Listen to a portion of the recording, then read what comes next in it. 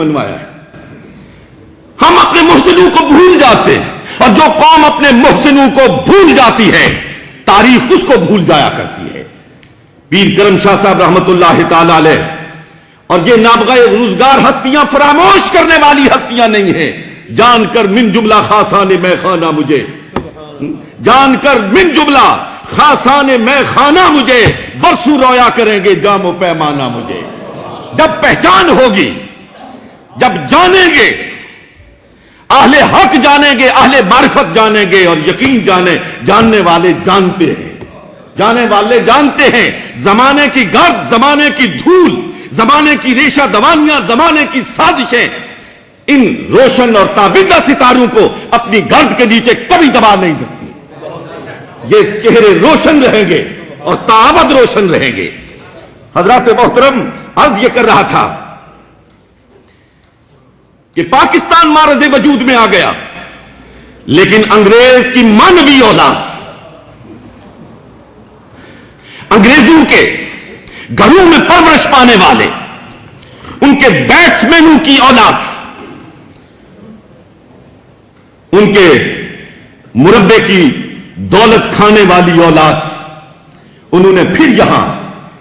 اسی نظام کی پرداخت کی، اسی نظام کو پروان چڑھایا،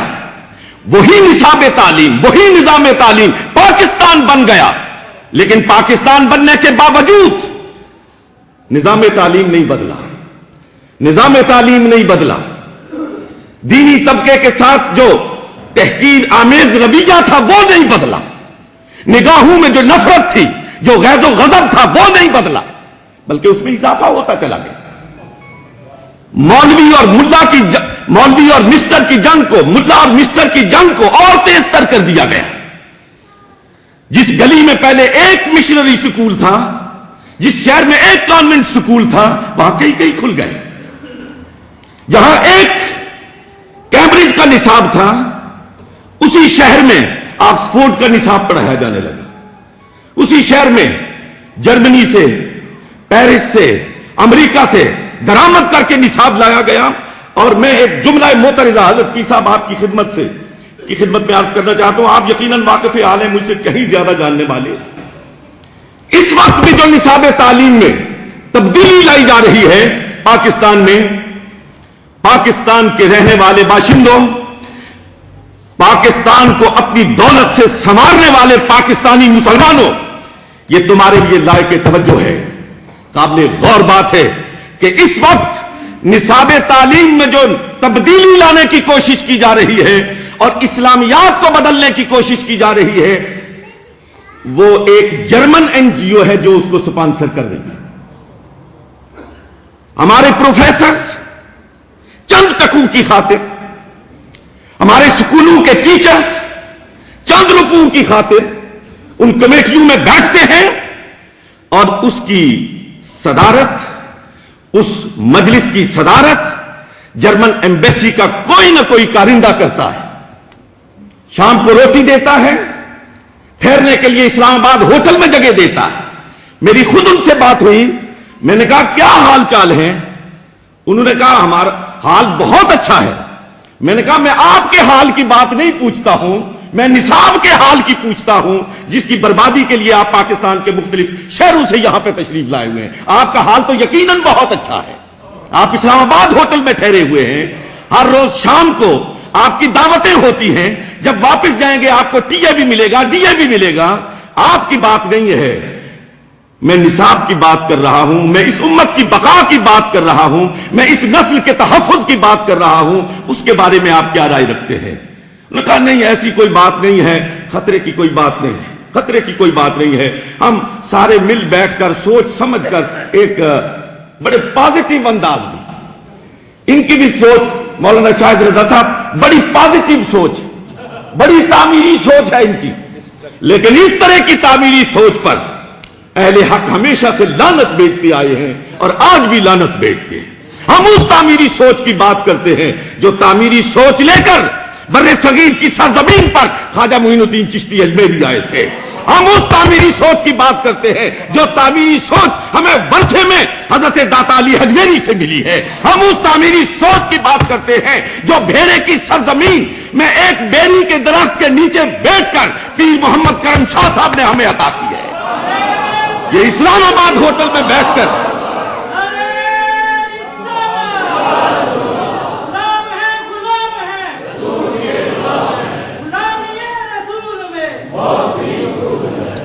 حضرات محترم، لیکن جب یہ پاکستان میں کیفیت ہوئی تو میں جس نقطے کی جانب آپ کی توجہ مبذول کرانا چاہتا تھا اور جس منزل پہ آپ کو لانا چاہتا تھا اس سے بالکل قریب پہنچ چکا ہوں حضرات محترم، کہ وہ طبقہ فکر جس نے پاکستان کا خواب دیکھا تھا،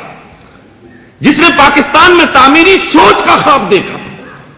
جو پاکستان کو تعمیر کرنا چاہتا تھا،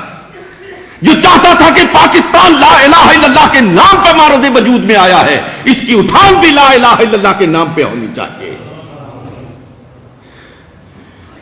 انہوں نے جب دیکھا، دائیں دیکھا تو کرسی پہ انگریز کا کوئی گماشتہ نظر آیا، بائیں دیکھا تو انہی کا کوئی نوکر چاکر نظر آیا، آگے دیکھا، پیچھے دیکھا، جدھر دیکھا انگریز کی چاپلوسی کرنے والے، انگریز کی جوتیاں چاٹنے والے، انگریز کے کتے نہلانے والے کرسی نشین دیکھے تو پھر وہ مراقبے کی کیفیت میں چلے گئے، پھر مراقبے کی کیفیت میں چلے گئے اور اس امت کی بگڑی کو سنوارنے کے لیے پھر انہوں نے تنہا کوششیں صرف کی. مسلمانوں، یقین کرو ان تنہا سوچوں پہ، تنہائی میں خلوت قدوں میں بیٹھ کر اس امت کی بگڑی کو سنوارنے والوں کی جب تاریخ لکھی جائے گی تو اس میں جو نام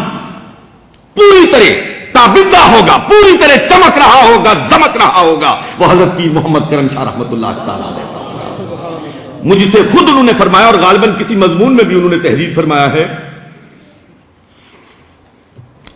کہ میں جب الازہر سے فارغ ہو کر بھیرے میں آیا، ذرا غور طلب بات ہے کہ جب میں بھیرے میں آیا اور میں نے سوچا کہ یہاں پر ایک دارالعلوم، ایک ایسا دارالعلوم، یہ دیکھیے اس کو کہتے ہیں ویژن، اس کو کہتے ہیں مستقبل بینی، اس کو کہتے ہیں لیڈرشپ،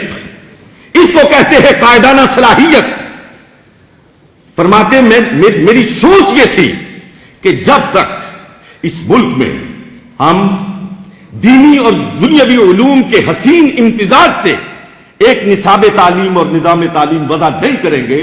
اور ہمارا طالب علم، ہمارا فارغ التحصیل مسجد میں امام بھی ہوگا اور کرسی پر بیٹھ کر مسلمانوں کی قیادت کا فریضہ بھی سر انجام دے گا، اس وقت تک پاکستان، حقیقی پاکستان کا خواب شرمندہ تعبیر نہیں ہو سکتا ہے. یہ بھیرے میں بیٹھ کر، اسلام آباد ہوٹل میں بیٹھ کر نہیں، میریٹ ہوٹل میں بیٹھ کر نہیں، کسی لندن پیرس کی بہت بڑی شاہراہ پر واقع کسی 5 اسٹار ہوٹل پر بیٹھ کر نہیں. فرماتے ہیں میرے پاس بیٹھنے کے لیے، تخلیے کے لیے کوئی جگہ نہیں تھی کہ جہاں میں بیٹھ کر یکسو ہو کر اس نصاب تعلیم اور نظام تعلیم کے خال و خط وضع کرتا.